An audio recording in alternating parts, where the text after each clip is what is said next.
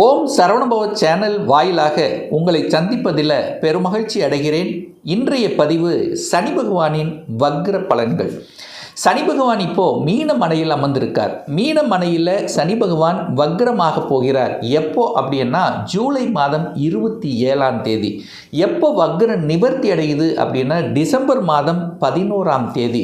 அப்போது இந்த இடைப்பட்ட 138 நாட்கள் சனி பகவான் வக்ர நிலையில் மீனத்தில் அமர்ந்து கொண்டு பலனை தரப்போகிறார். இந்த வக்ரம் என்ன சார்? தன்னுடைய இயல்புக்கு மாறிய நிலையில் இருப்பது. அதாவது சனி பகவான் இப்போ ரேவதி 2ஆம் பாத நட்சத்திரத்தில் இருக்கார். அதுக்கப்புறம் ரேவதி 1, அதுக்கப்புறம் உத்திரட்டாதி 4ஆம் பாதத்துக்கு வர்றார். அப்படியே பின்னோக்கி வந்து தன்னுடைய பலனை தரப்போகிறார். அப்போ இந்த 12 ராசிகளுக்கும் இந்த சனி பகவான் வக்ர நிலையில் இருக்கும்போது என்ன மாதிரியான பலன்கள், சாதகம் என்ன, பாதகம் என்ன என்பதை பற்றி டீட்டெயிலாக இந்த பதிவில் நம்ம பார்க்க போகிறோம். இந்த பதிவை முழுவதுமாக பாருங்கள், ஸ்கிப் பண்ணாமல் பாருங்கள். நிச்சயமாக ஏதாவது ஒரு ரூபத்தில் உங்களுக்கு யூஸ்ஃபுல்லாக இருக்குங்கிறதுல எந்தவித மாற்று கருத்து இல்லை.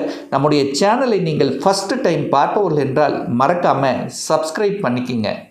மிதுன ராசி அன்பர்களே, சனி பகவான் வக்ரம் 138 நாட்கள், அதாவது 27/7/2026 11/12/2026 வரை சனி பகவான் வக்ரமாக மீனமனையில் அமர்ந்து கொண்டு பலனை தரப்போகிறார்.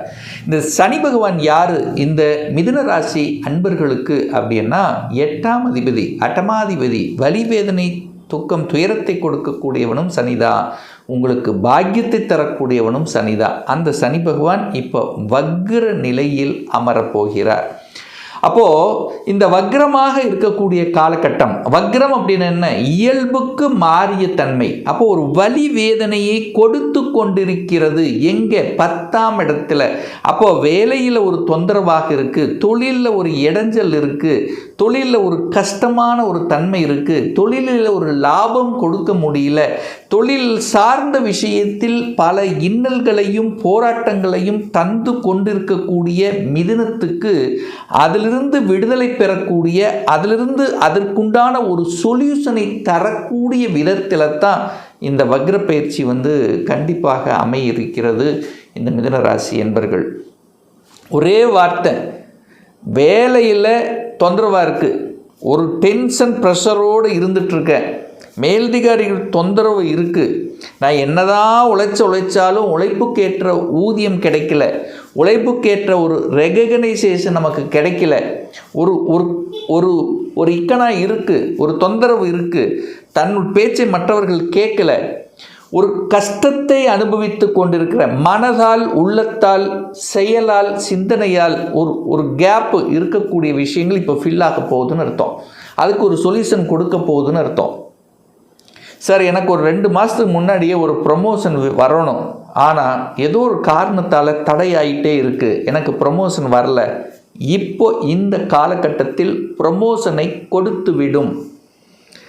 எனக்கு ஒரு ஊதிய உயர்வு, ஒரு இன்க்ரிமெண்ட் வரணும், வராமல் தடுத்துட்ருக்கு. இப்போ அதுக்கு அதனுடைய தடை விலகிவிட்டதுன்னு அர்த்தம். ஸோ 10ஆம் இடத்தில் இருந்து வந்த சில தொந்தரவுகள், பிரச்சனைகள் இப்போ தீரப்போகிறது. அதுவும் 10ஆம் அதிபதியாக இருக்கக்கூடிய குரு பகவானுடைய பார்வை கிடைக்க பெறுகிறது. அப்போது தொழிலில் ஒரு பாக்கியம் கிடைக்க காத்து கொண்டிருக்கிறது, ஒரு கௌரவம் கிடைக்க காத்து கொண்டிருக்கிறது. அப்போ நல்ல உழைப்பின் மூலமாக சிறு தொகை பணத்தை கொடுத்து சமூக காரியங்களுக்கு சேர்த்து அதன் மூலம் ஒரு புகழ், ஒரு கௌரவம் நிலைநாட்டக்கூடிய தன்மை என்பது இந்த மிதுனத்துக்கு இந்த பீரியடில், இந்த 138 நாட்களில் கண்டிப்பாக அமையும். அதில் எந்தவித மாற்று கருத்தும் இல்லை. நிறைய சேஞ்சஸ் பண்ணுவீங்க. தொழில், வேலை, வியாபாரத்தில் பார்த்தீங்கன்னா உங்களுடைய அட்மினிஸ்ட்ரேஷனு சேஞ்ச் ஆக போகுதுன்னு சொல்லலாம். அதாவது மாற்றி அமைக்கப் போகிறீர்கள். நிறைய அறிவார்ந்த சிந்தனைகள் தோணும். இதுவரைக்கு தெரியாத சில விஷயங்கள் இப்போ தெரியப்படுத்தப்படுகிறது. உங்களுக்கு உங்கள் என்ன உணர்வுள்ள தோணும், அதை கண்டிப்பாக சேஞ்ச் பண்ணுவீங்க. வேறு அந்த ஒரு ஆல்டர்னேட் அப்படிங்கிற தன்மை கண்டிப்பாக புகுத்துவீர்கள். கடந்த ஒரு 3-4 மாதங்களுக்கு முன்னாடி எடுத்து செய்து அது செயல்படுத்த முடியல, அப்படியே கிடப்பில் போட்டிருப்பீங்க பாருங்கள். இப்போ அதை தோண்டி எடுப்பீங்க. இப்போ எடுத்து அது ஜெயிக்கக்கூடிய வாய்ப்பு சந்தர்ப்பங்கள் நிச்சயமாக உண்டு இந்த மிதுனராசி அன்பர்களுக்கு. சார் வேலை என்ன எடுத்துகிட்ட பார்த்தீங்கன்னா, வேலை மாறணும்னு நினச்சிட்டே இருக்கேன், நானும் ட்ரை பண்ணிகிட்ருக்கேன், ஒரு 2-3 மாதமாக வேறு கம்பெனிக்கு மாறணும்னு ஒரு முயற்சியில் ஒரு இது பண்ணிகிட்ருக்கேன். பட் அது ஒன்றும் கைக்கு கெட்டலையே, கைக்கு கிடைக்கலையே, முயற்சி பலிக்கலையே, செயல்பாட்டுக்கு வரலையே என்று இருக்கக்கூடிய மிதுனத்துக்கு இப்போ செயல்பாட்டுக்கு வந்துவிடும். அப்போது வேலை மாற்றம் என்கின்ற தன்மையில் இருக்கக்கூடிய மிதுனத்துக்கு மாற்றம் என்பது கண்டிப்பாக ஏற்படுத்தும். அதில் எந்தவித மாற்று கருத்தும் கிடையாது.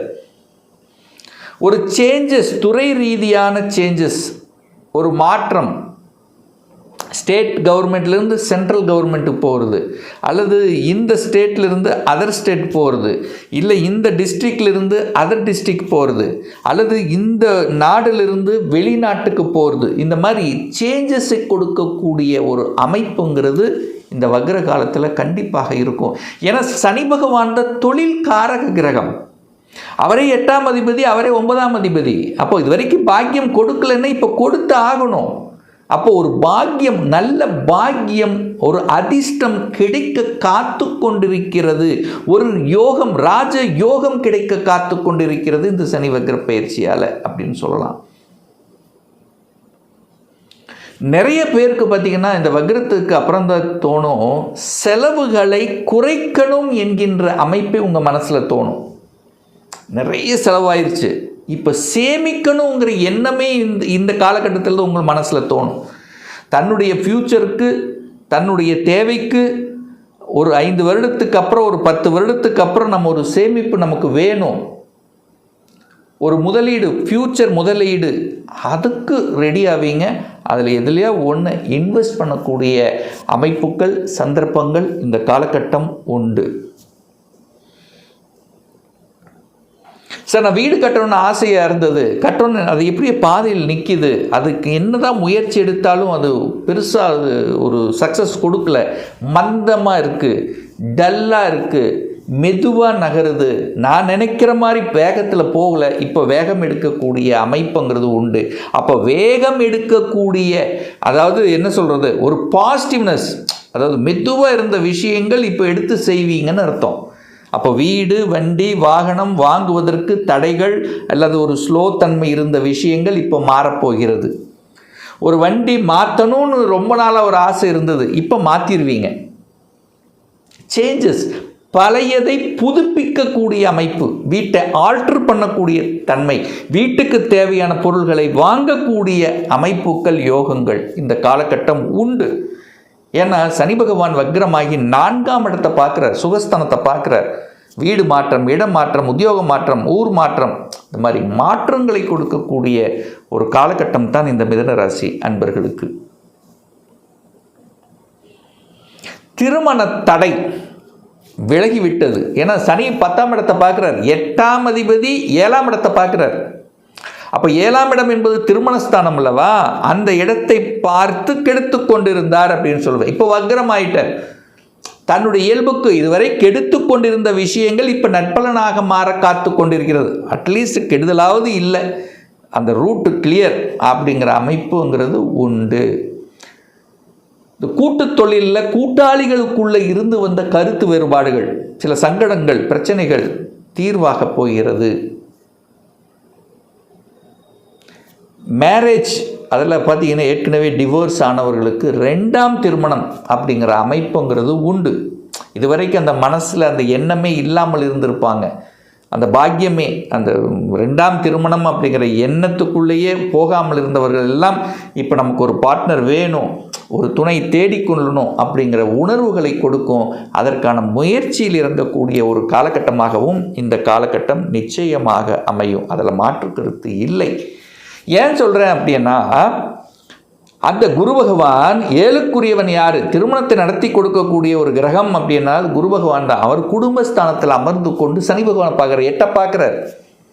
அப்போது மறைந்துள்ள விஷயங்கள், ஒளிந்திருந்த விஷயங்கள், வேண்டாம் அப்படி நினைத்து கொண்டிருந்த விஷயங்கள் இப்போ அது செயல்பாட்டுக்கு வந்துரும்னு அர்த்தம்.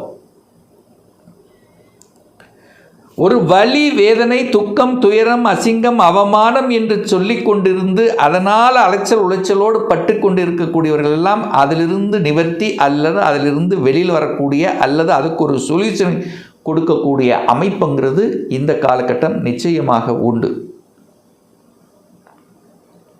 அப்போது தொழில் ரீதியில், உத்தியோக ரீதியில், மனதளவில், செயலளவில், சிந்தனை அளவில் ஒரு மெதுவாக மந்தமாக நடக்குது, சோம்பேறித்தனமாக இருக்குது, சுறுசுறுப்படையக்கூடிய தன்மை, தன்னம்பிக்கை கொடுக்கக்கூடிய தன்மை, இந்த ஹெல்த் விஷயத்தில் அந்த ஹெல்த்தில் கொஞ்சம் ஒரு குறைபாடு இருந்தவர்களுக்கெல்லாம் அதை மீட்டு கொடுக்கக்கூடிய தன்மை, கடனில் இருந்து மீட்டு, இந்த தடைன்னு சொல்லுவோம் பாருங்க, கடன், ஹெல்த்து சார்ந்த விஷயங்கள்.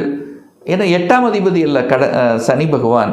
அப்போ அதிலிருந்து ஒரு நல்லவன் பார்க்கும் பொழுது, ஒரு நல்ல கிரகமான குரு பகவான் உச்சமாக இருந்து பார்க்கும் பொழுது கண்டிப்பாக அது நிவர்த்தி அடையக்கூடிய தன்மைங்கிறது உண்டு. கௌரவத்துக்கு குறைச்சல் அப்படிங்கிற தன்மை இப்போ அது நீங்க போகிறது. உங்களுடைய தனித்தன்மை, உங்களுடைய சுயமரியாதை அப்படிங்கிறது மேலோங்கக்கூடிய தன்மை, மனதில் இருந்து வந்த அந்த சங்கடங்கள், அந்த குறைகள் எல்லாம் விளக்கக்கூடிய ஒரு நல்ல காலகட்டமாகவே இந்த சனி பகவானுடைய வக்ர காலகட்டம் அமையுங்கிறதுல எந்தவித மாற்று கருத்தும் இல்லை இந்த மிதுன ராசி அன்பர்களுக்கு. இன்னும் ஒரு துல்லிய பலன் உங்களை பற்றி தெரிஞ்சுக்கணும். 2026 எப்படி இருக்க போகுது, 2026 நான் சொந்த தொழில் செய்வதற்குண்டான எண்ணம் வருகிறது, அதற்குண்டான கொடுப்பினை இருக்கா?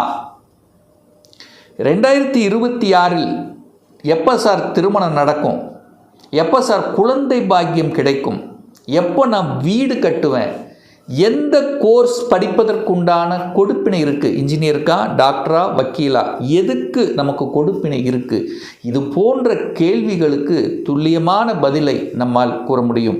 ஒரு பர்சனல் கன்சல்டேஷன் எடுத்துக்கணும், ஒரு சுய ஜாதகம் பார்க்கணும் என்று விருப்பப்படக்கூடிய அன்பர்கள் டிஸ்பிளே தெரியக்கூடிய நம்பருக்கு வாட்ஸ்அப் மூலியமாகவோ ஃபோன் கால் மூலியமாகவோ தொடர்பு கொண்டு அப்பாயின்மெண்ட் பெற்றுக்கொண்டு நேரடியாகவோ அல்லது ஆன்லைன் மூலமாகவோ கன்சல்டேஷன் எடுத்துக்கலாம்.